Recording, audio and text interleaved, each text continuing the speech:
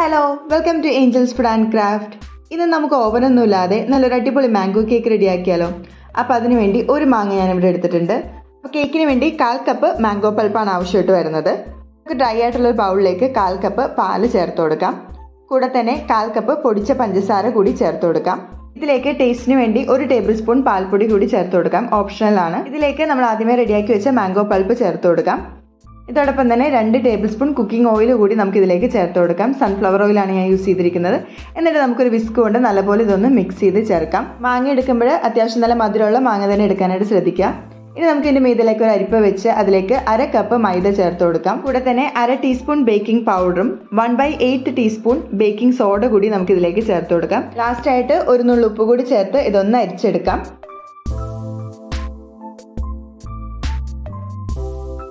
ഇനി ഒരു വിസ്ക് വെച്ച് നമുക്കെല്ലാം കൂടി നല്ലപോലെ ഒന്ന് മിക്സ് ചെയ്ത് ചേർത്ത് കൊടുക്കാം. ക്രീമോ മിൽക്ക് മെയ്ഡോ ഒന്നും തന്നെ യൂസ് ചെയ്യാതെയാണ് നമ്മൾ ഈ കേക്ക് റെഡിയാക്കുന്നത്. ഇങ്ങനെ മിക്സ് ചെയ്ത് ചേർത്തതിന് ശേഷം 1/2 ടീസ്പൂൺ നാരങ്ങ നീര് കൂടി നമുക്ക് ഇതിലേക്ക് ചേർത്ത് കൊടുക്കാം. വീണ്ടും നമുക്ക് നല്ലപോലെ ഒന്ന് മിക്സ് ചെയ്തെടുക്കാം. അങ്ങനെ നമ്മുടെ കേക്കിൻ്റെ ബാറ്റർ ഇവിടെ റെഡി ആയിട്ടുണ്ട്.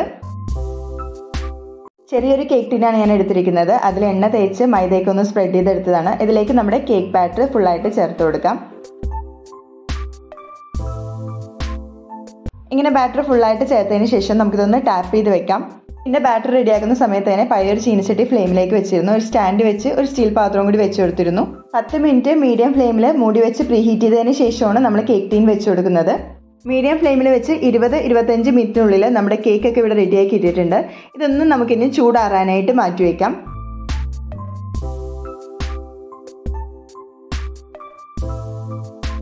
ചെറുതായിട്ടൊന്ന് ചൂടാറി വരുമ്പോഴേക്കും നമുക്ക് കത്തി കൊണ്ട് സൈഡൊക്കെ ഒന്ന് വിടിയിച്ചു കൊടുക്കാം.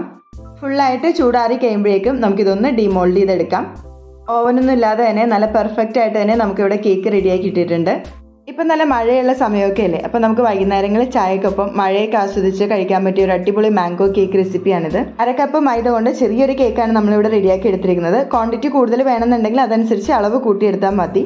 അപ്പോൾ നമ്മുടെ ഗ്യാസ് സ്റ്റോപ്പിൽ വെച്ച് റെഡിയാക്കി എടുത്ത ഈ സോഫ്റ്റും ടേസ്റ്റി ആയിട്ടുള്ള മാംഗോ കേക്ക് എല്ലാവരും തീർച്ചയായും ട്രൈ ചെയ്ത് നോക്കുക. അടുത്തൊരു റെസിപ്പി ആയിട്ട് കാണുന്നവരേക്കും ബൈ. Thanks for watching.